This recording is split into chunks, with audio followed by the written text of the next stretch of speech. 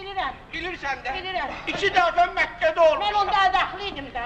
3 dəfə Kərbəlaya getmişəm. Gəlin gələndən sonra getdim də. Heç orada mən qulağı ağzında olan haramzada görməmişəm. Babalım, hələ şey yok. Hadi vurma öyle, vurma öyle. Hiç acığınız gelirse. Yok, hoşumuz gelir. Kesin kulağına söz dedim. Ne her yere hoş. Neydim ben? Hey ya! Ciğerin ya. Hadi vurma öyle. Ciğerin çık. Vurma. Ana hey! O değil mi? Kulağı ağzında olan haramzada. Hey, Hele bak hey! Sen gel öz koşundan çık geç. Yok. Elimden xatazan çıxar. Sənə də yaxşı olmaz, sonra mənə də yaxşı olmaz.